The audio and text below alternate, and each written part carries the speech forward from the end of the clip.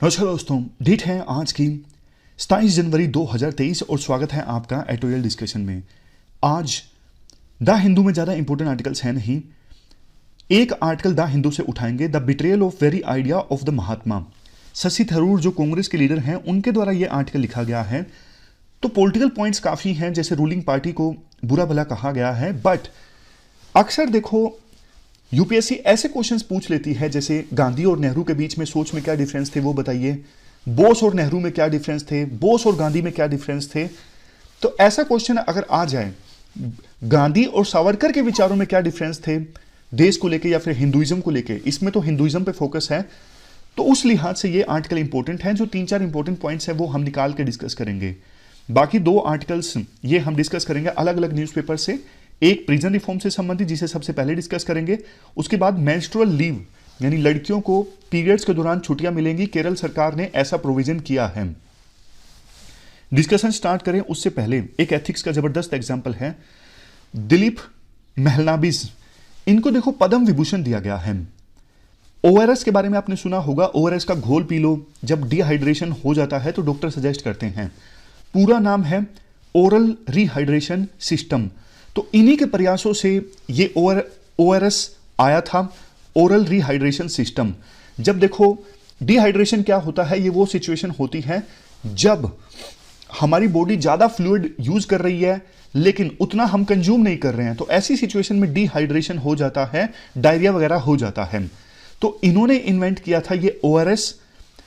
इन्होंने अपने एक इंटरव्यू में कहा था कि मैंने देखा बहुत सारे जो रिफ्यूजीज हैं वो डायरिया के कारण मर रहे हैं, कोलेरा या फिर डिहाइड्रेशन के कारण मर रहे हैं, तो उनके चलते मतलब उनकी सिचुएशन को देख के मैंने ओआरएस को इन्वेंट किया था। बट आज पूरे वर्ल्ड में 5 करोड़ लोगों की जानें बच पाई हैं इस ओआरएस की वजह से। और देखो ये चाहते तो पेटेंट करवा सकते थे, बहुत पैसा कमा सकते थे, लेकिन इतना सस्ता ओआरएस मिलता है, इन्होंने पेटेंट नहीं करवाया। वेस्टर्न कंट्रीज को सीखना चाहिए इनसे। वेस्टर्न कंट्रीज ने कोविड-19 के दौरान देखो, उनको बोला गया था कि कोविड-19 की जो वैक्सीन है उनके लिए पेटेंट वेवर दे दीजिए। उन्होंने कहा कि नहीं, हम नहीं देंगे, हमने मेहनत की है, पैसा वो कमाना चाहते थे।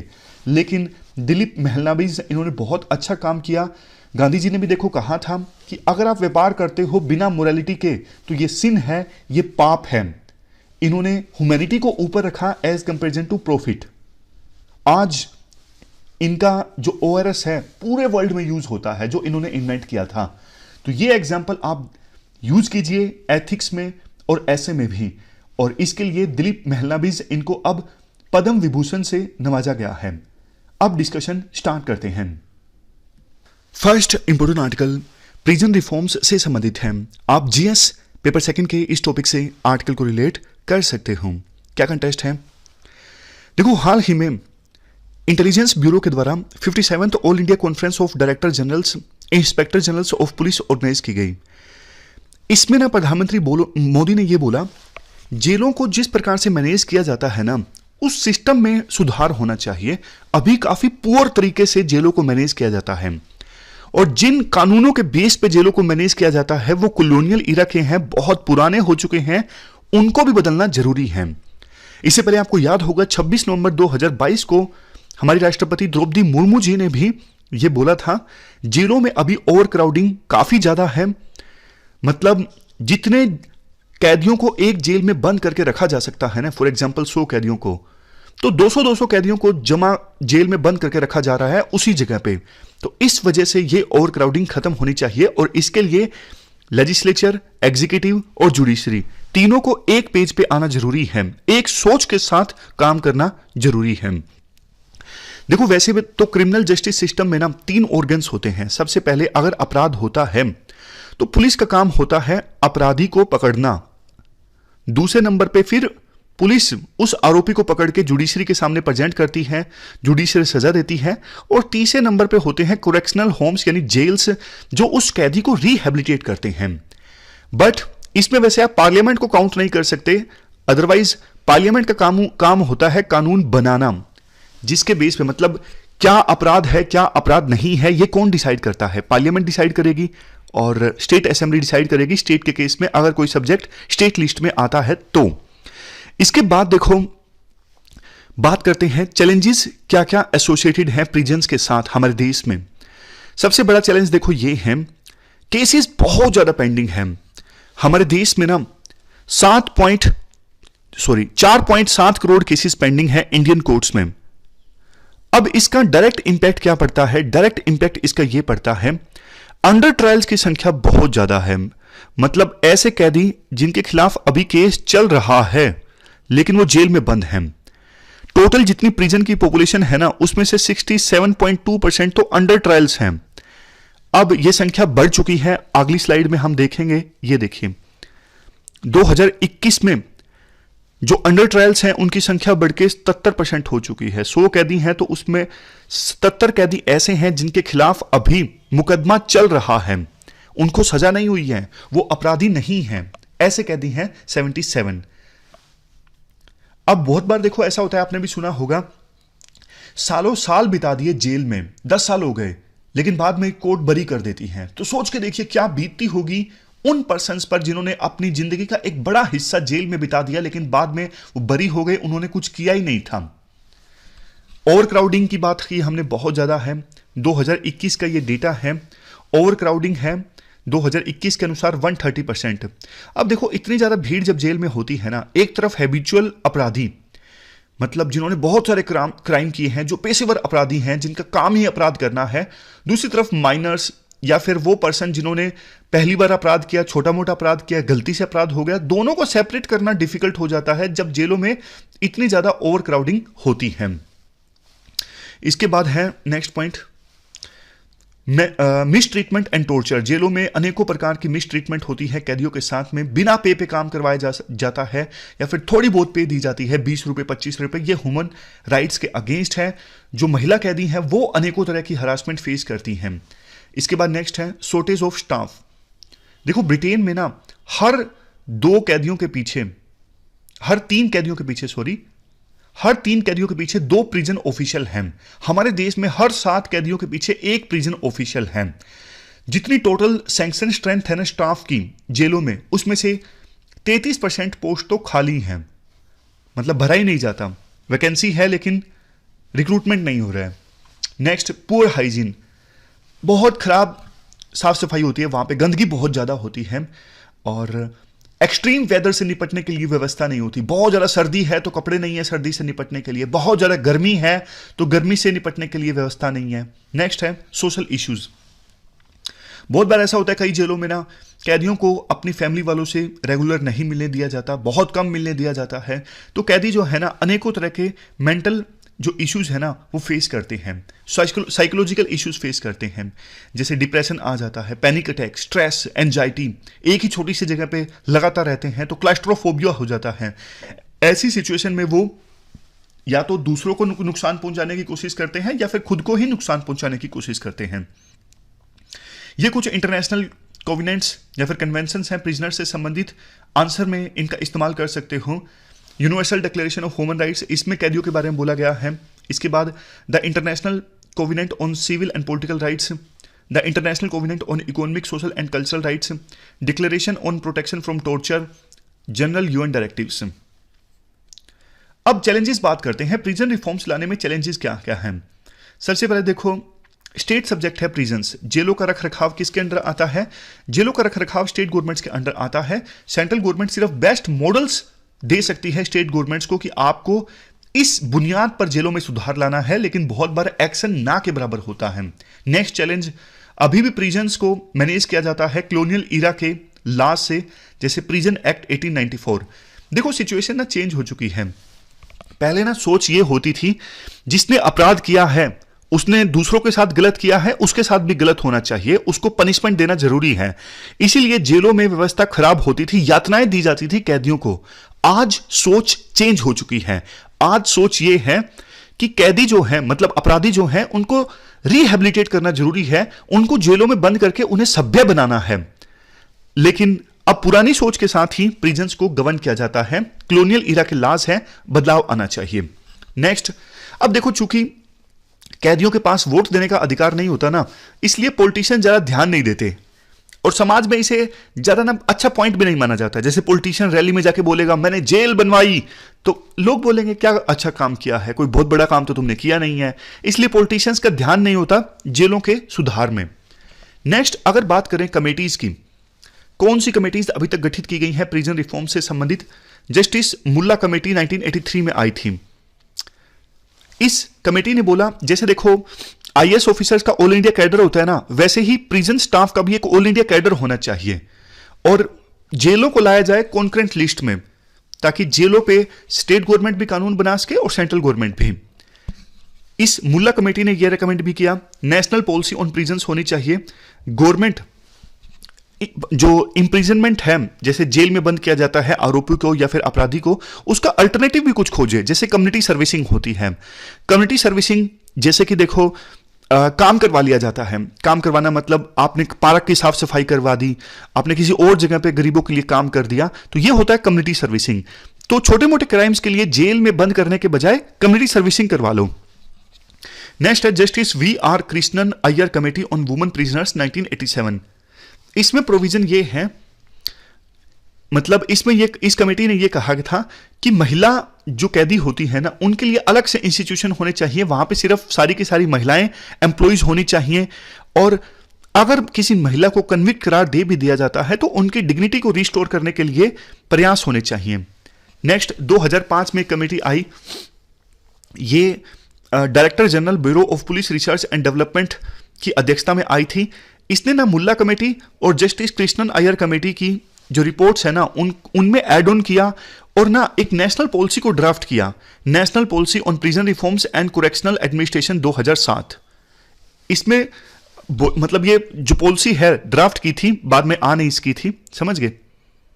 उसके बाद नेक्स्ट पॉइंट है 2018 में जस्टिस अमिताव रॉय पैनल आया था ऑन प्रिजन रिफॉर्म्स। इस पैनल ने बहुत सारी अच्छी अच्छी चीजें बोली थी, जैसे ओवर क्राउडिंग को कम करना है ना जेलों में, स्पेशल फास्ट ट्रैक कोर्ट्स का गठन किया जाए। कई बार क्या होता है, गरीब कैदियों को ना वकील नहीं मिल पाता है। वैसे सरकार गरीब कैदियों को वकील मुहैया करवाती है, लेकिन बहुत बहुत कैदियों के ऊपर एक वकील होता है। तो इस कमेटी ने कहा था कि 30 कैदियों के ऊपर एक वकील होना चाहिए। अंडर स्टाफिंग ज्यादा है तो सुप्रीम कोर्ट डायरेक्शंस दे, जेलों में जो पोस्ट खाली पड़ी हैं उन्हें जल्द से जल्द भरा जा सके। और अंडर ट्रायल्स की संख्या कम करनी है, केसों का जल्दी निपटारा करना है तो वीडियो कॉन्फ्रेंसिंग होनी चाहिए, वीडियो कॉन्फ्रेंसिंग से मुकदमा चले, केसेस जल्दी खत्म हो।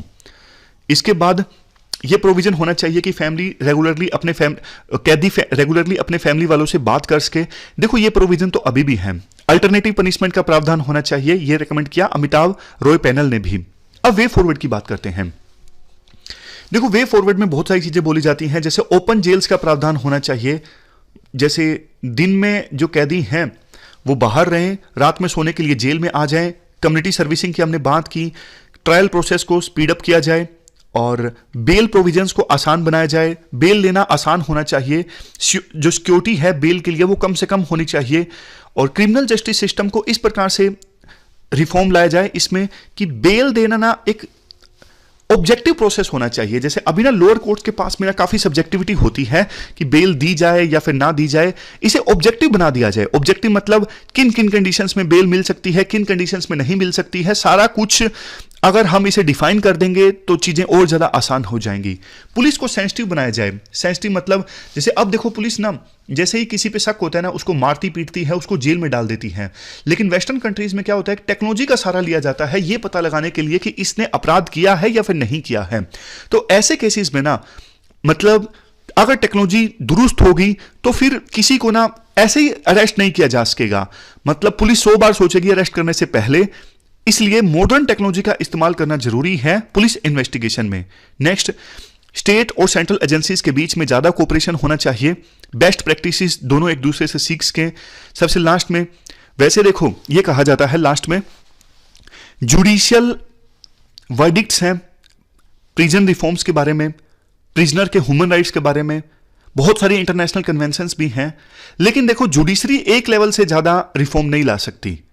जुडिशरी बेशक अंडर ट्रायल की संख्या को कम कर सकती है, लेकिन फुल फ्लेज अगर प्रिजन रिफॉर्म्स लाने हैं ना तो सेंट्रल गवर्नमेंट को काम करना होगा स्टेट गवर्नमेंट के साथ मिलके, तब जाके प्रिजन्स में रिफॉर्म्स को लाया जा सकता है।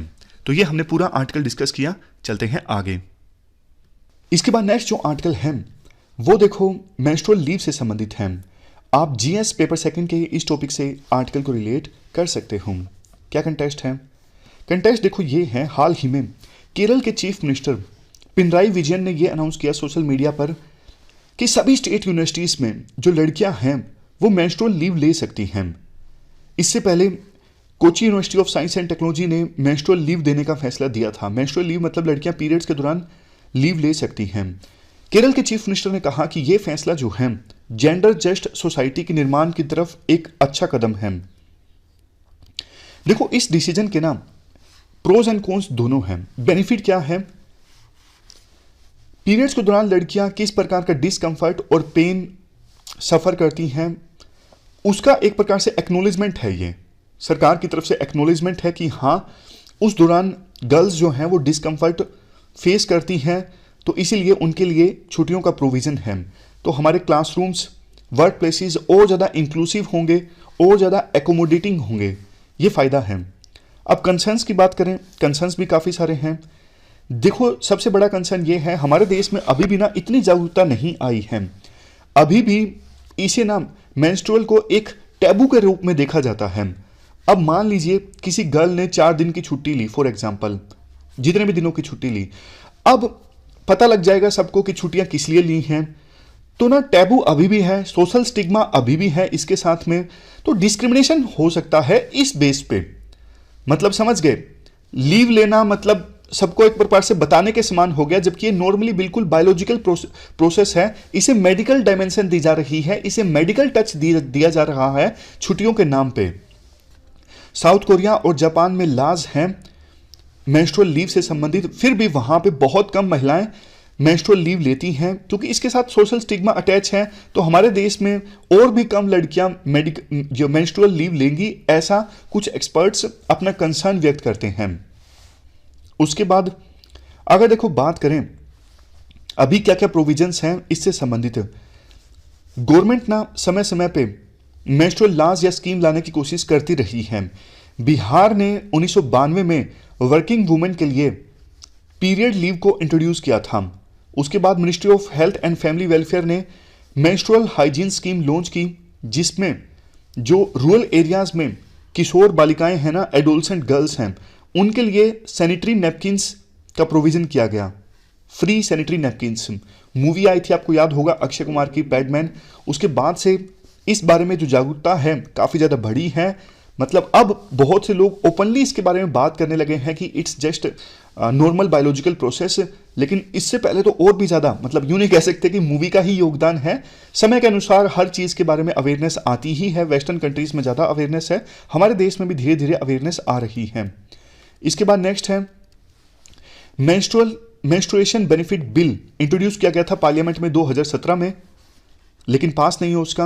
अरुणाचल प्रदेश असेंबली में ये बिल पास किया गया, बिल इंट्रोड्यूस किया गया 2022 में, लेकिन इसे वापस ले लिया गया क्योंकि सोचा गया इस इशू पर ज़्यादा अच्छे से चर्चा नहीं हो सकती। मतलब जो जिस भी उद्देश्य के साथ बिल वापस लिया हो, लेकिन सोचा यही गया था कि इस इशू पर ज़्यादा चर्चा होगी तो ऑकवर्ड हो जाएगा, तो ये जो इशू है चर्चा के लिए उपयुक्त नहीं है। इसलिए देखो अब और ज़्यादा मतलब जेंडर जस्ट सोसाइटी का निर्माण आपको करना है ना, तो ये जो डिफ़िकल्टीज़ है ना आगे भी आएंगी।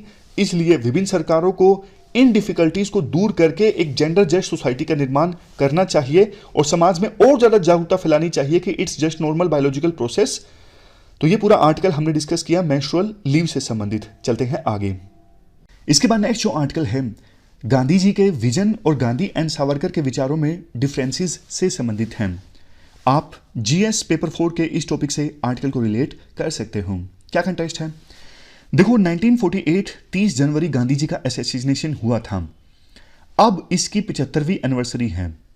गांधी जी को मारा गया था नथुराम गोडसे के द्वारा, यह कहकर कि गांधी जी मुस्लिम्स के ऊपर बहुत ज़्यादा सॉफ्ट हैं।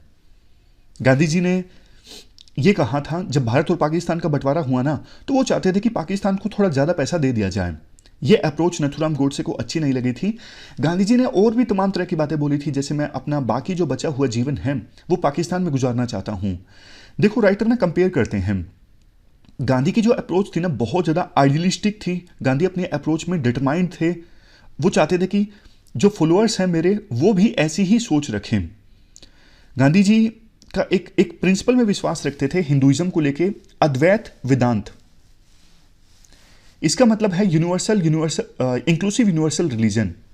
गांधी जी मानते थे हिंदुइज्म जो है वो एक ऐसा फेथ है जो बाकी सभी फेथ्स की रिस्पेक्ट करता है, बाकी सभी धर्मों की रिस्पेक्ट करता है, जिसने बाकी सभी फेथ्स को गले लगाया है, अच्छी चीजें शामिल की हैं। जबकि सावरकर ना अपने अप्रोच में हिंदुइज्म को लेके अपने अप्रोच में वो कन्फॉर्मिस्ट थे, वो चाहते थे जैसा है चलता रहे। और गांधी जी जहां एक तरफ हेट्रोजिनिटी में विश्वास रखते थे, डाइवर्सिटी में विश्वास रखते थे, जो सावरकर हैं वो होमोजिनिटी में विश्वास रखते थे, एक रूपता। जैसे देखो गांधी जी का जो फेमस सिग्नेचर भजन है रघुपति राघव राजा राम, इसमें भी एक लाइन है, ईश्वर अल्लाह तेरो नाम। समझ गए? तो गांधी जी के अप्रोच में ना हेट्रोजिनिटी देखने को मिलती है, डाइवर्सिटी देखने को मिलती है। गांधी जी ज्यादा लिबरल थे अपनी अप्रोच में। गांधी जी अहिंसा की बात किया करते थे, नॉन वायलेंस की बात किया करते थे।